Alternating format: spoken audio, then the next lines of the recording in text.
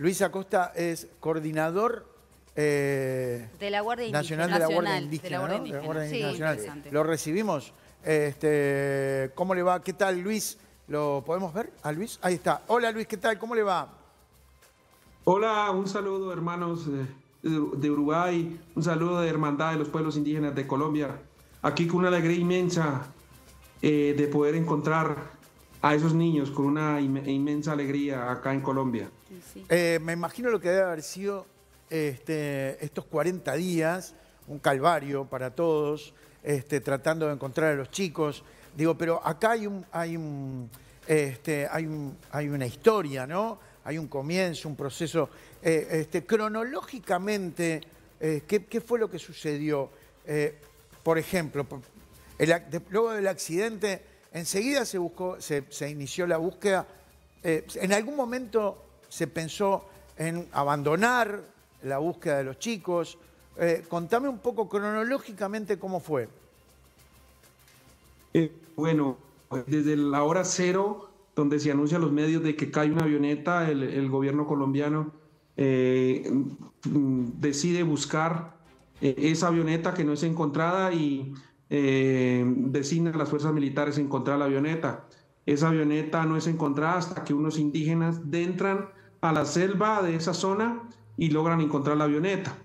Después de ahí de encontrar la avioneta, pues se hace todo el ejercicio, el primero, el 2, después de la segunda semana, todo el ejercicio de poder sacar los cadáveres y de mirar. Y cuando va la segunda noticia de que hay sobrevivientes, y entre esos sobrevivientes los 4 niños, los cuales se dicen que no aparecen, no son encontrados, no están en la avioneta, entonces se supone que ellos están vivos. De ahí se emprende toda una estrategia de búsqueda por parte del Ejército de Colombia, y en la segunda semana, por las condiciones de tierra, por las condiciones de que son territorios indígenas, por la cuestión de que son pueblos indígenas y niños indígenas, se pide al movimiento indígena colombiano y a las organizaciones indígenas colombianas de que participemos en la búsqueda, que ayudemos. Y nosotros las ofrecemos al gobierno y hacemos ese trabajo de acompañamiento. Es cuando en la segunda semana entramos una comisión de 93 indígenas a la zona a reforzar la búsqueda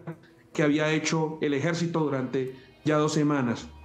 Bien. De ahí empezamos toda una estrategia de búsqueda en conjunta con las fuerzas militares, de acuerdo también con las capacidades indígenas, y movemos guardias de diferentes regiones, incluso guardias indígenas y pueblos indígenas de las regiones amazónicas, de regiones de como esa característica donde cae, que tengan la capacidad, que tengan la astucia y que tengan el conocimiento sobre el manejo de la selva. Ajá. ¿Cuánto caminaron los chicos en estos 40 días? ¿Cuántos kilómetros quizás caminaron desde el accidente? Ellos caminaron inicialmente como unos 15 kilómetros hacia afuera y se regresaron. Se hablaba de 25, 26 kilómetros que caminaron, pero que al último se fueron acercando hacia porque allá uno no sabe para dónde camina. Seguro. Camina en círculo, es muy espesa, todo es igual, pareciera que uno estuviera caminando por el mismo lugar. Ajá. Entonces, en ese sentido, se caminó ellos y fueron encontrados alrededor de unos 6 kilómetros, línea recta. Eso en horas son como 3 horas, línea recta, donde se encontraron como los primeros hallazgos. Y pues ellos han caminado harto, al último ya estaban bastante desgastados y es por eso que nos facilita un poco poderlos encontrar porque se quedaron quietos. Bien, ahí, eso es lo que nos preguntábamos, yo me preguntaba al principio del programa con los chicos, se maneja también la teoría, yo no sé si ya hablaron con la niña, que es la mayor, que es la que puede contar más detalles, pero se hablaba de que ellos tenían algo de miedo con los ruidos de los helicópteros y por eso se comenzaron a trasladar, porque a ver, si uno no está en la cabecita de los niños, digo, pero si se pone a pensar, digo, bueno, me quedo al lado de la avioneta, digo, porque seguramente sea lo más visible y puede ser lo primero que encuentran. ¿Por qué se trasladaron? ¿Se sabe bien por qué decidieron comenzar a caminar? Ellos estuvieron 4 días allí al lado de la avioneta. Perdón, Luis, ¿estuvieron 4 días porque la mamá estaba viva? No. Estuvieron 4 días precisamente para lo que tú dices, de que a ver si los encontraban estando la avioneta.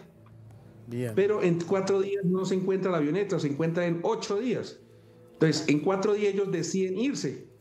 ¿Por qué? Porque en 4 días comienza a oler y pueden acercarse animales al lado de la avioneta. O sea, Perfecto. comienza a oler ya los muertos. Perfecto. Entonces yo me muevo. Ella fue muy astuta en ese sentido de cuál es el tiempo que debía estar en la avioneta.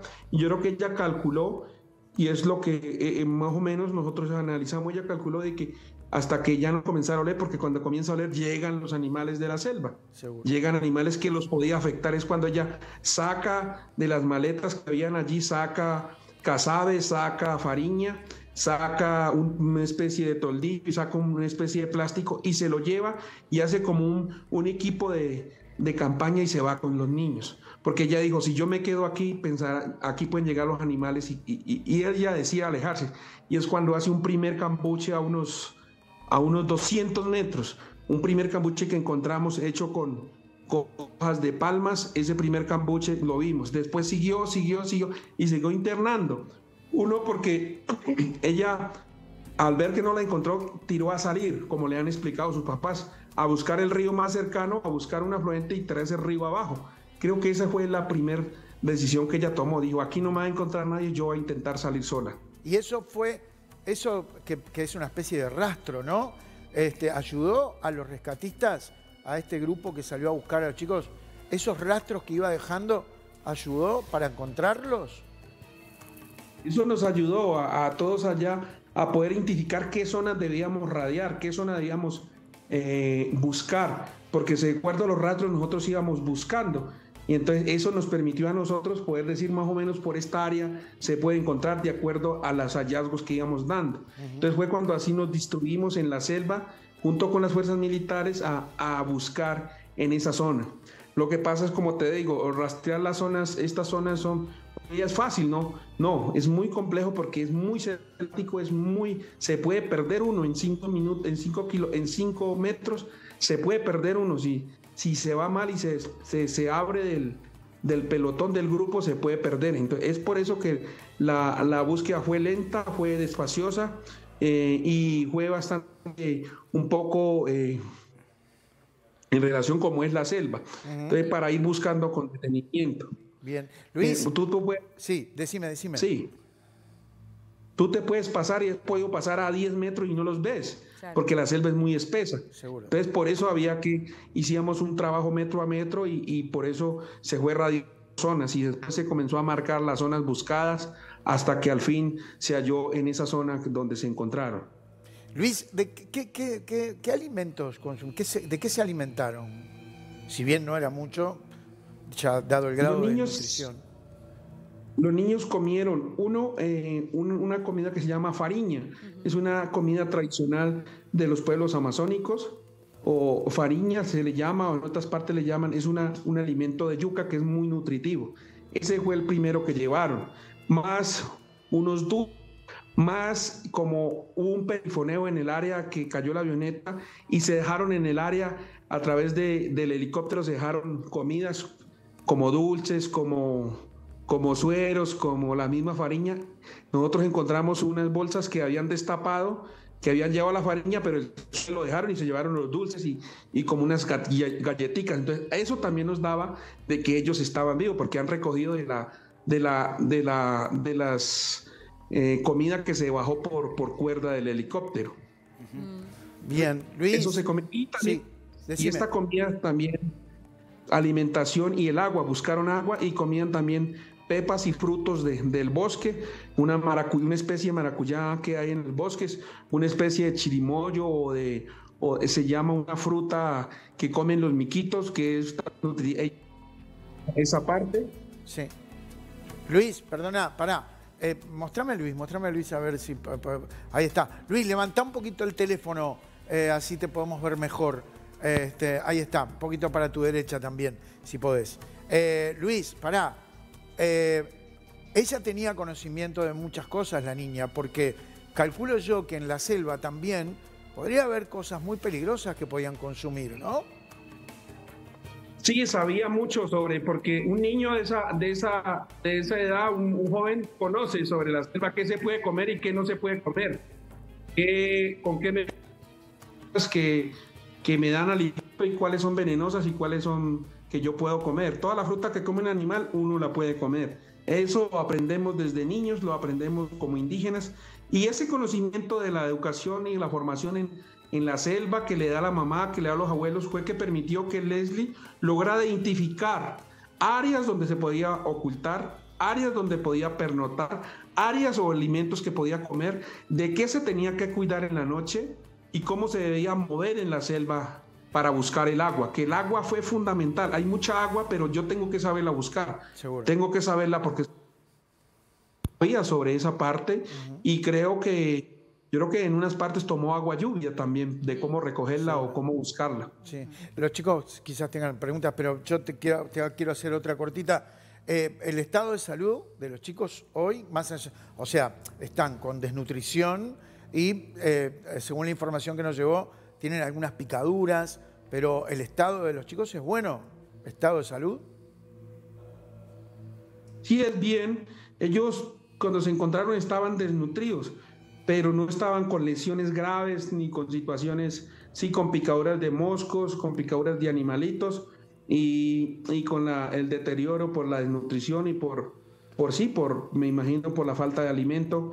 Pero en últimas, ya acá en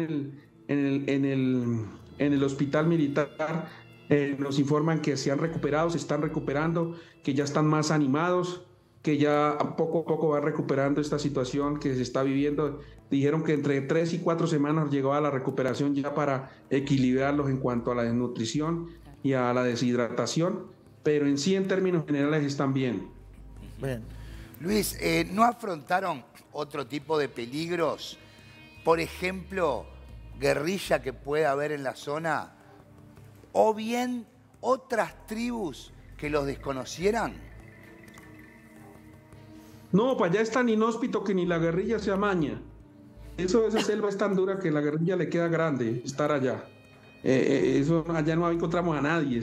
Y es una zona no de parques, y es una zona donde incluso ni comunidades indígenas identificamos. Es totalmente inhóspito, es solo la selva, los animales, y yo lo que le tenía peligro era un animal felino, porque oímos en la noche los felinos, los tigrillos, eso de pronto, una picadura de culebra.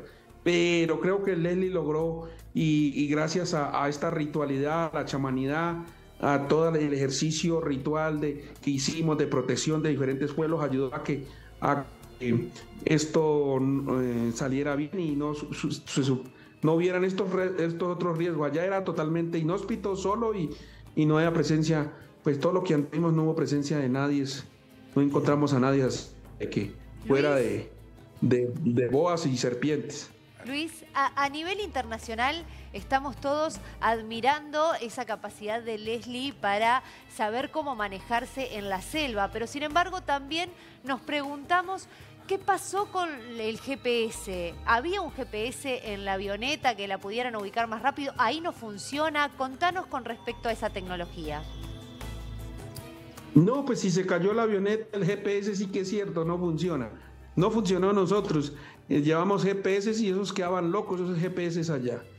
No sé qué pasaba, era mágico. Eso allá, nosotros varias veces nos guiamos por GPS y nos perdimos. Nos tocó guiarnos con la capacidad de ubicación de los pueblos indígenas.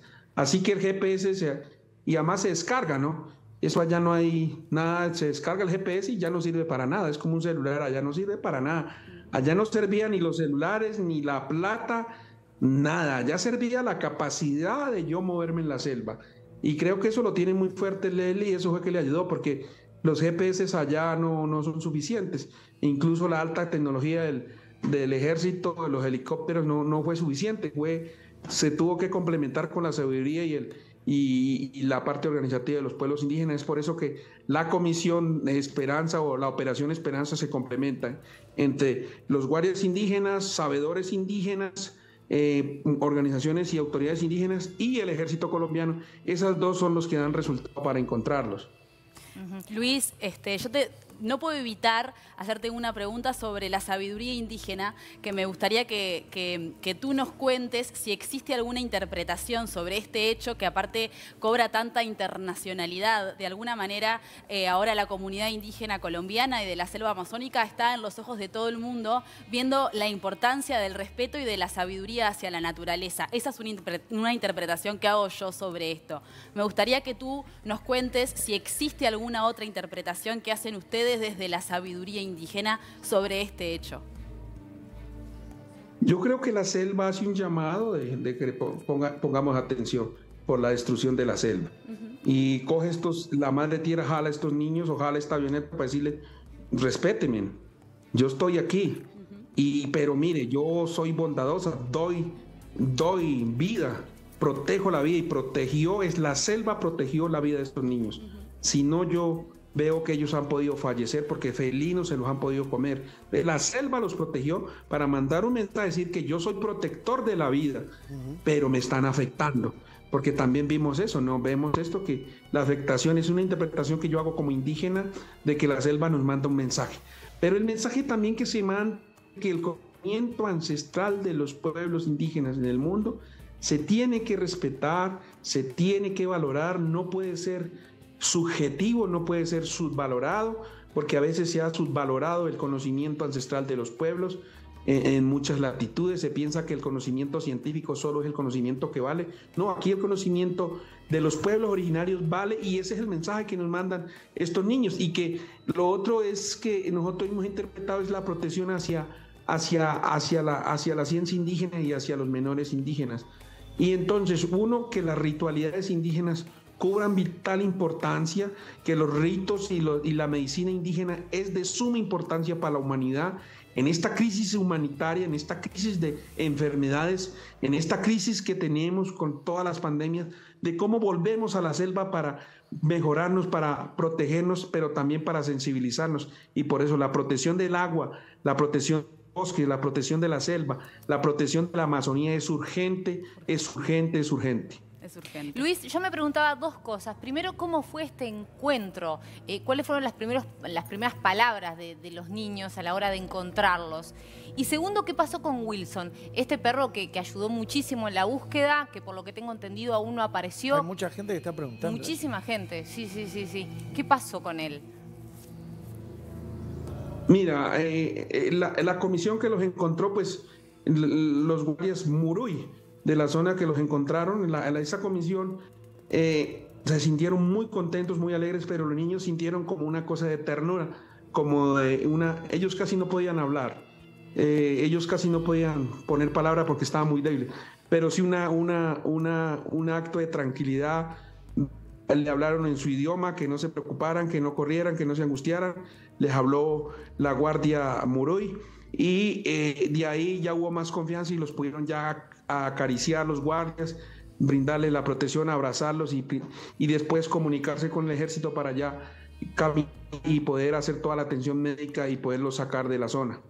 Eso así en términos generales, eso fue un encuentro de ternura. Y segundo, Wilson, creo que Wilson fue un salvador de esos niños.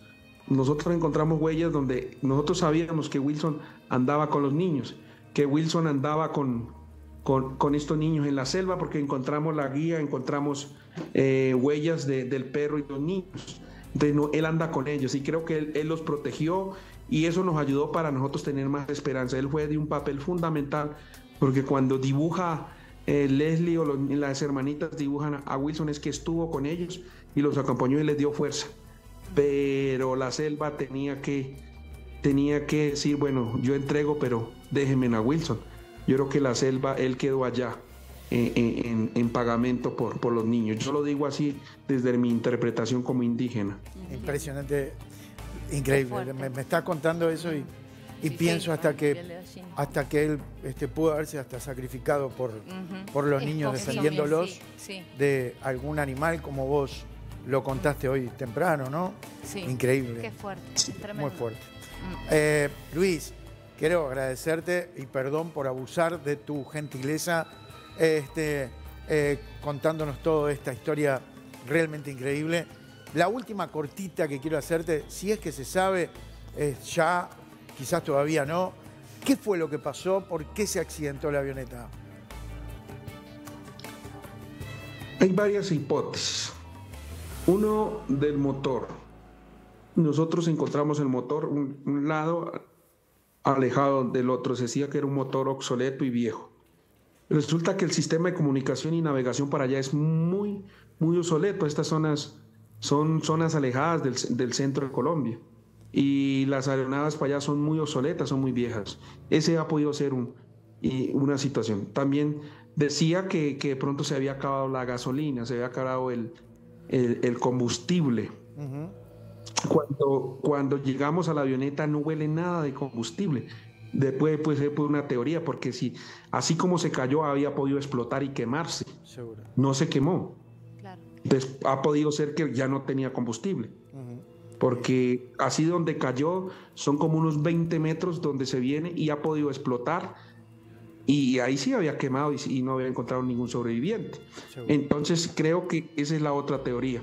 Que se le acabó el combustible y el piloto intentó llegar al río más cerca, que lo teníamos como a 3 kilómetros, el río, se me fue el nombre, bien. El Apaporis. Planeando. El río Apaporis estaba cerca, entonces él intentó llegar hasta el río para poder planear en el agua. Ajá. No alcanzó y fue cuando se precipitó y se fue. Bien. No le alcanzó. No pudo. Luis, muchísimas gracias. Muchas gracias por el contacto, gracias por la información. Bueno, no sé si cabe, pero felicitaciones por el trabajo que han hecho a ustedes y a esa niña maravillosa y nos dejan pensando, ¿no? que mantuvo a sus hermanos de la mejor manera posible hasta que los encontraran. Un abrazo grande, Luis.